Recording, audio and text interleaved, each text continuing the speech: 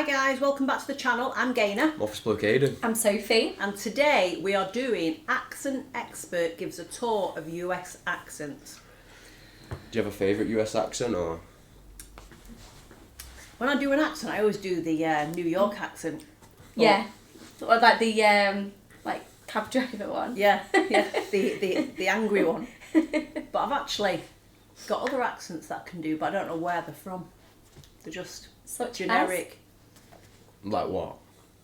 Well, I don't know, because I'd have to read something to say it. Like, I like your Manchester City top, Aidan. That sounded like Sophie doing an American accent. It did. And I like your blue sweatpants and your white trainers. Right, let's give it a look. But you could try it when he Yeah, okay. because he's gonna teach us, right? Yeah. New York City, Trenton, North Carolina, Ocracoke Island, Mississippi, and northern Florida. That's where you get the sort of Blanche Dubois, Scarlett O'Hara kind of classical Southern accent. Hi, my name is Eric Singer. I'm a dialect coach. Today we're going to take a little tour of some of the different accents of English-speaking North America.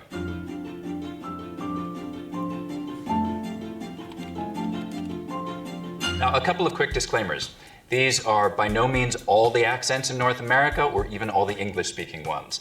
And not everyone from the same place sounds the same. Accents vary by socioeconomic background, generation, ethnicity, and race, and all kinds of individual factors. Because in a very real way, accent is identity. Different people from the same place have more or less localizable accents, and that usually has to do with identity too. Now, on some of our stops, we're going to be looking at some of the most distinctive and interesting local features, but it doesn't mean that everyone from there has that accent or has it to the same degree. I'm also going to have some linguists and language experts from around the continent join me today to lend their expertise in some of these areas. Hi, I'm Megan Figueroa. Hi, I'm Nicole. Peace. I'm Son Michelle. Hi, I'm Kalina. Hi, I'm Amani Doran. One of the things you'll notice along the way is that accents often don't follow political boundaries, especially ones like state lines. They'll follow major geographical boundaries, things like mountains for sure, but what regional accent differences mostly reflect is settlement patterns and contact. Historically isolated communities like Ocracoke Island in the Outer Banks of North Carolina or the Sea Islands in the Lowcountry in Georgia can have really distinctive speech ways. They've had the time and isolation necessary to diverge and develop them. That's the other thing that makes for accent variety: time. There's a lot more accent diversity in the British Isles, for example, where there are local populations that have been speaking English in their particular way for hundreds and hundreds of years.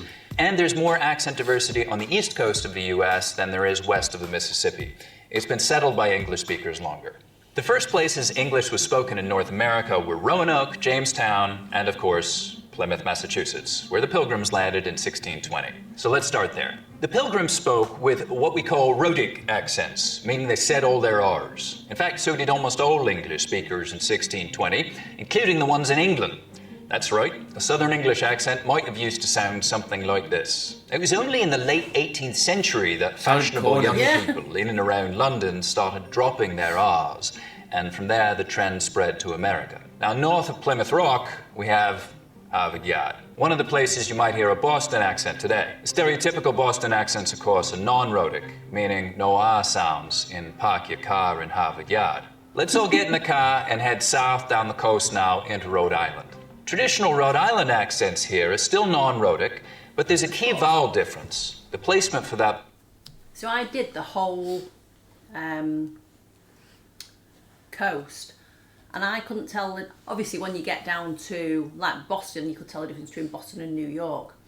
But in between, like Connecticut, Rhode Island, those type of places, I couldn't really tell the difference in the accent.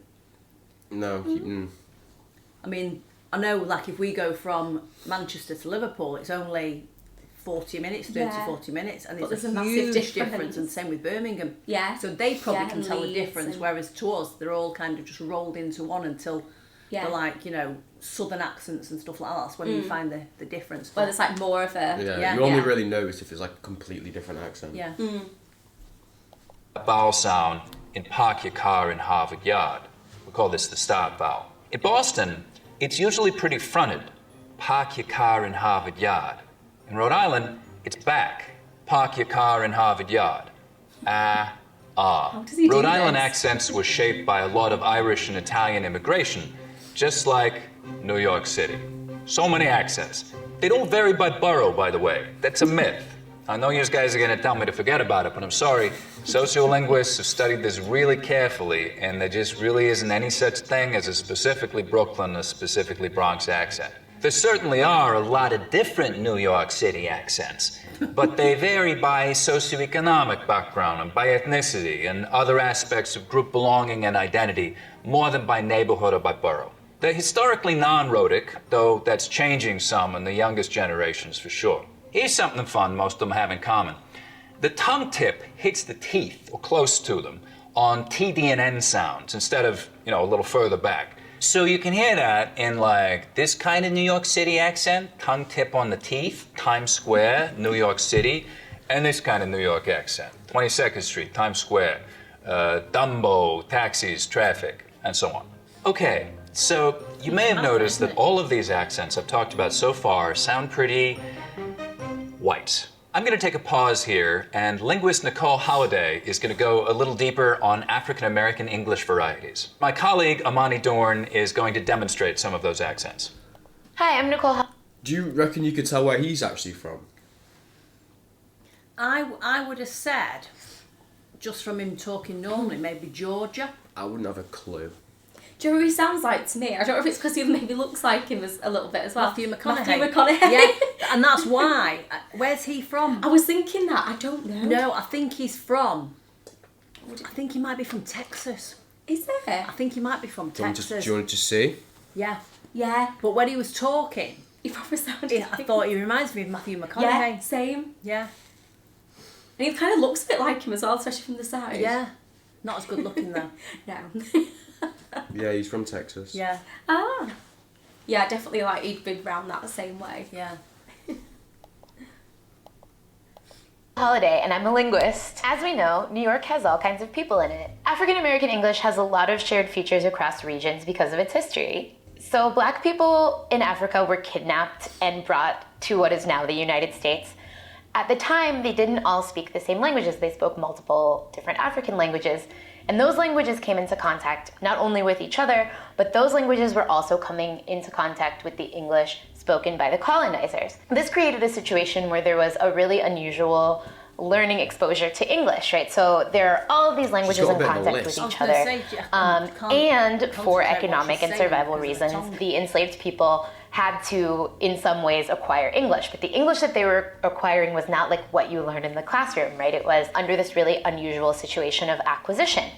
So some of the features that we see in modern African American English are a result of this contact between the African languages as well as the English spoken by colonizers, and those features have persisted over generations. After slavery was legally ended, the majority of African Americans remained in the South but experienced really extreme segregation. This led to different varieties of English being spoken in Black and white communities within the South, and even as they moved north during the Great Migration. Nicole, how did the Great Migration influence accents? The English that we see today spoken by African Americans has some features that have persisted throughout generations. TH stopping, so that might be using something like a D sound for where you see a written TH, so dat for that. You can hear that in this clip.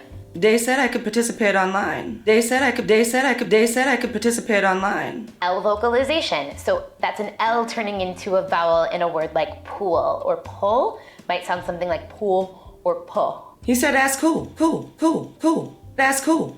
We also see consonant cluster simplification. If you have a series of consonants at the end of a word, you might see them turn into just one consonant. So in a word like west, you might hear it pronounced as west.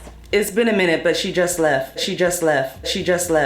And anything specific to New York? One feature common in New York City is what we call a raised vowel in words like thought and cloth. It sounds something like aw. Coffee without froth on top isn't coffee at all. So let's get it together. Okay, let's go back to Eric.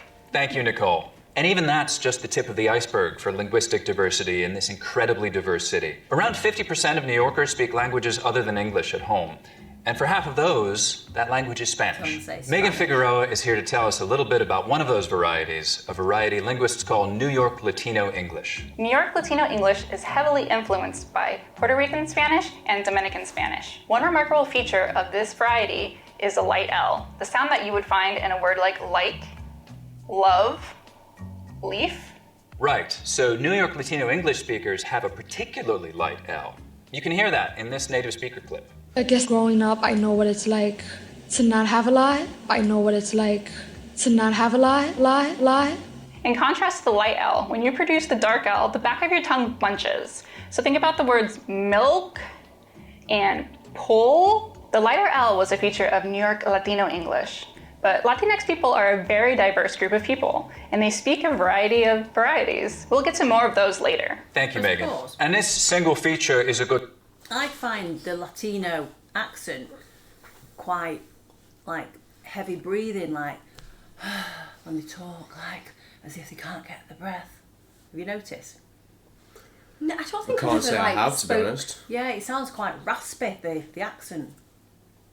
As if they're like, I don't, was it like what she was saying there? Were like was she saying there that they don't pronounce like the last letter I think it's of the, certain words? Is that why? I don't know, I think it's the L, was it the L Yeah. sound she was saying? That wasn't for the Latinos though, was it? Well, yeah, That was for the African American. no, that her then was for the Latino accent, wasn't No, it? I know, but when they were saying like how you don't pronounce the L at the end of pool, or like they showed the video of clip saying it was cool. Yeah, but that one then that just spoke then, was she not talking about when she was like, milk? Yeah, like when there's an L near the end, Yeah. that you don't pronounce the last letter. So it'd be like Just drag it back a milk bit. instead of milk. I can't see it being mill. No, I don't. No, No, one would, I surely doubt no one would it. say mill.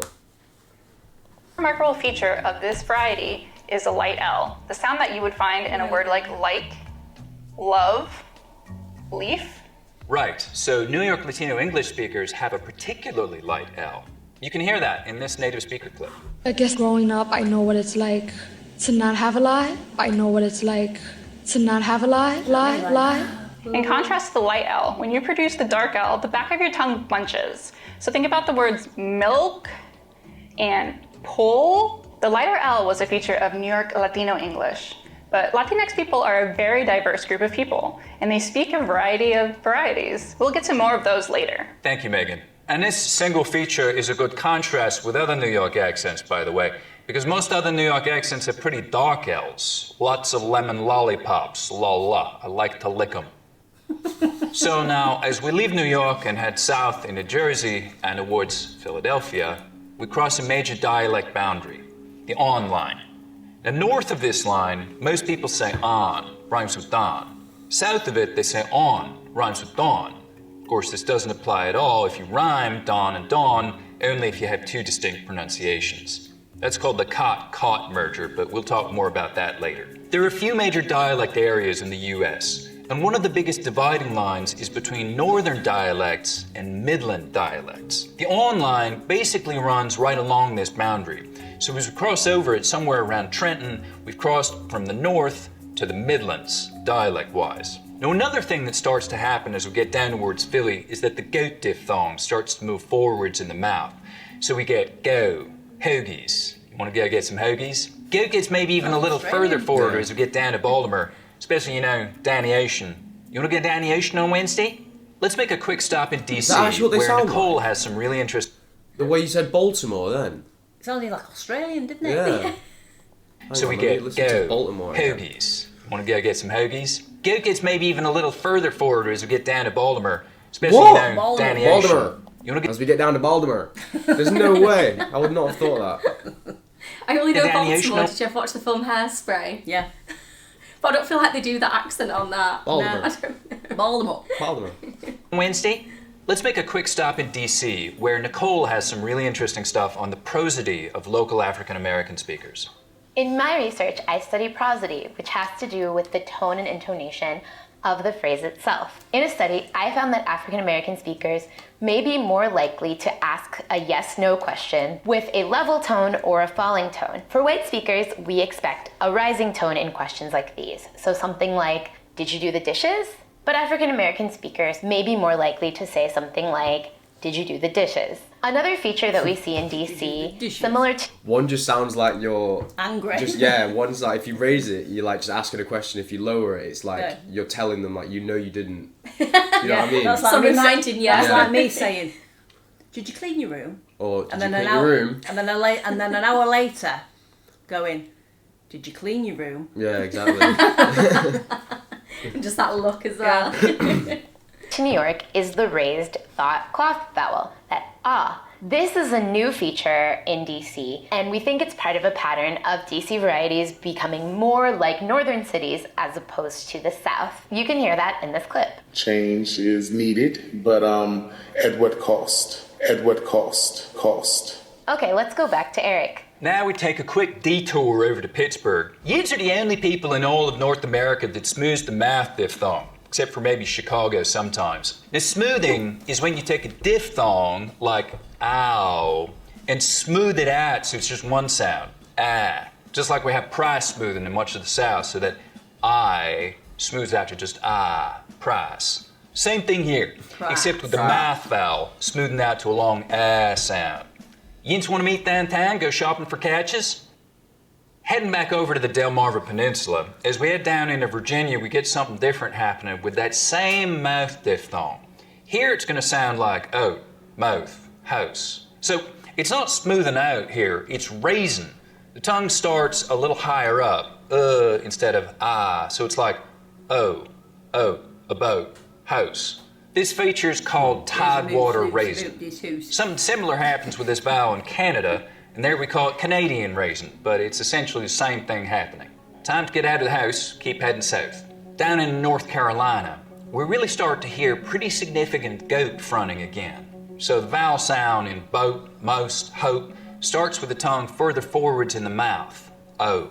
Interestingly, goat fronting, which is now widespread in a lot of the American South, seems to have originated in North Carolina sometime in the last part of the 19th century. Remember that regional dialect boundaries don't necessarily follow political boundaries. They follow settlement patterns and contact patterns between populations. So the inland part of North Carolina, which is in the Appalachian Highlands, the original European settlers were Scotch-Irish folks and Germans moving southwest from Pennsylvania. Due to being relatively inaccessible and isolated for a long time, the accent is distinct from the lowlands and from the coastal areas. The isolated speech communities are fascinating because we can get some really interesting sound patterns. Up here you get some really dramatic face lowering, for example. So the diphthong in face starts real low, down around ah, I, face, light, day. You'll also get some particular dialect features, so words and word order and grammar things that stretch way back to those original settlers from Scotland and Northern Ireland. Things like a hunting and a fishing, and extra sounds too, like the R sound in wash and the H sound in hit. Get on with hit. Here's Nicole again to talk a little bit about African American speech in Southern Appalachia. Hi again. So African Americans in Appalachia are understudied, mostly because stereotypes of Appalachia are very, very white. African Americans in Appalachia may be more likely to be rhotic. So in words like floor, why up there on the fourth floor, floor. You'll get the R, whereas in other places you might get floor. African Americans in Appalachia also tend to follow the more general Southern pattern with respect to I monophthongization, ah in wide, turning to ah, so you get wad. And now the map tour continues with Eric. Thank you, Nicole. We're picking up again in North Carolina. Over in the Outer Banks, there's an even more historically isolated community. Because of a shift in shipping patterns in the mid-19th century, and probably also because of sympathizing with the Northern cause in the Civil War, Ocracoke Island was relatively isolated from the mainland for a long time. It developed maybe one of the most distinctive and different dialects in North America. Obliging islanders will sometimes say to tourists, well, it's high tide on the same side.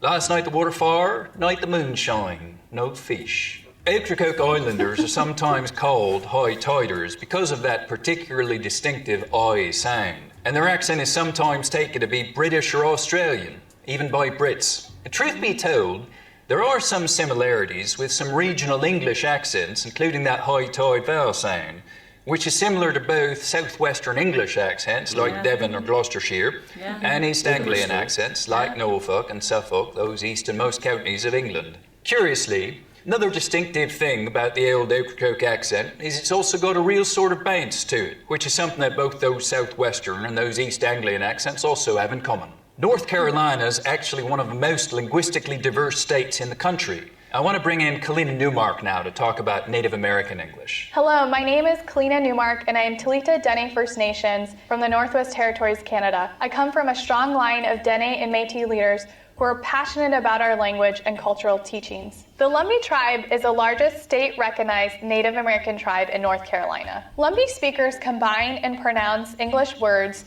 that distinguish them from African American and Southern speakers. Since encountering white settlers in the mid-1800s, the Lumbee have carved out a dialect of English that is uniquely theirs. One interesting feature is that Lumbee English speakers share vowel sounds present in the Outer Banks accent, where tide is pronounced toid. You can hear that in this native speaker clip.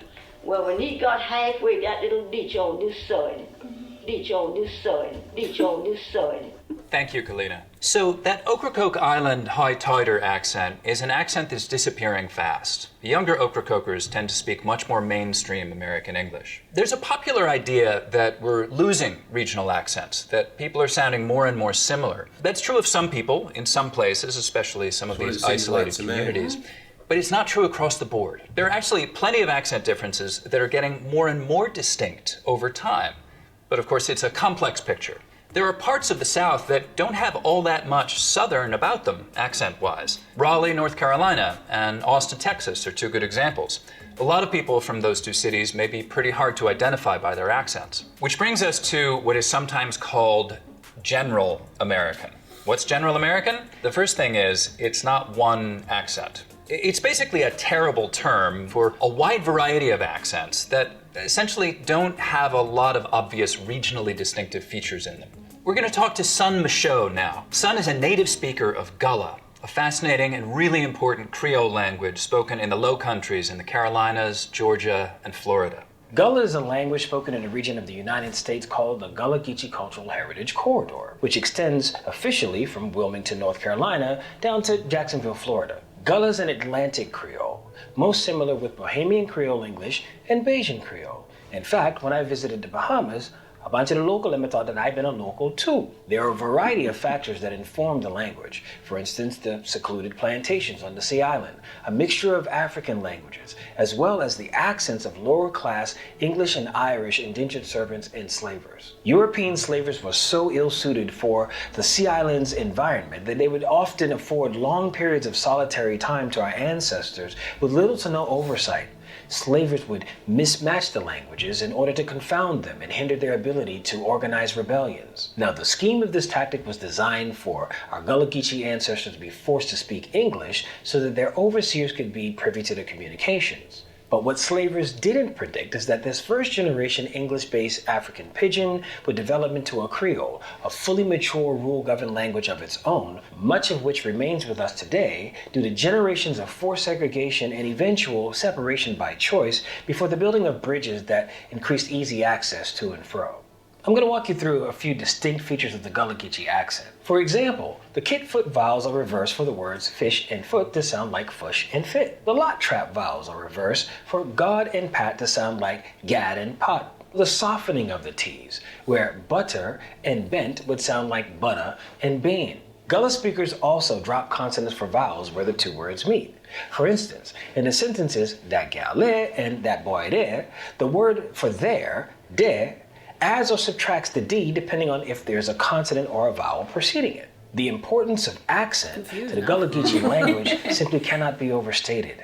It is the clearest bond between ourselves and other displaced Africans throughout colonized spaces in the Black diaspora. How we sound is as important as what we say, because our accent is a statement in itself. This has been your Gullah teacher, Sun Michaud. Stay safe, and as always, we out ya. Peace. Thank you so much, Sun. So, if you're keeping count, that's 6 Southern accents already, even though we're not being remotely comprehensive here, and we've only been through a few states. The only thing that I find is they don't pronounce the T, like they say butter. Like it's a D. Yeah. And also, I had a friend who was called Martin, but the Americans referred to him as Martin. Martin. Or somebody I knew said Martin. And I'm like, it's Martin. Martin. I reckon you'd find some English people calling Martin. Martin. No, but it's depends if you're feeling lazy or not. It wasn't Martin. It was Martin. Martin. Yeah. There was no T sound. Martin. Yeah, it's interesting, isn't it? Yeah. I don't know how he can do them all so well, though, every single accent. To be fair, like, we don't actually know how well he's actually doing them, though, to be fair. He could be doing them completely wrong. If in the comments they'll be like, that's not how we do a Baltimore accent. Lots more to come. As we get into the piney woods belt, southern Georgia, Alabama, and Mississippi, and northern Florida, we get into one of the parts of the South that's always been rhotic. A lot of the South was historically non-rhotic. That's where you get this sort of Blanche Dubois, Scarlett O'Hara kind of classical Southern accent. You can hear that in this clip here. I've always depended on the kindness of strangers. You hear how there's no R in strangers? Strange word she said. Strange. Is that Vivian Lee? That's a non-rhotic accent. But that's changed. I got strangers. Do you want me to try and listen to that again? I want to say, what the actual sentence she said. Oh, Scarlett O'Hara kind of classical Southern accent. You can hear that in this clip here.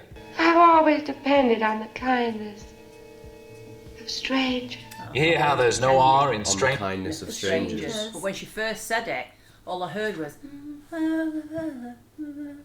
strangers. Yeah, I heard strangers, that was it. Yeah, I didn't hear the first bit. Strangers. Strange.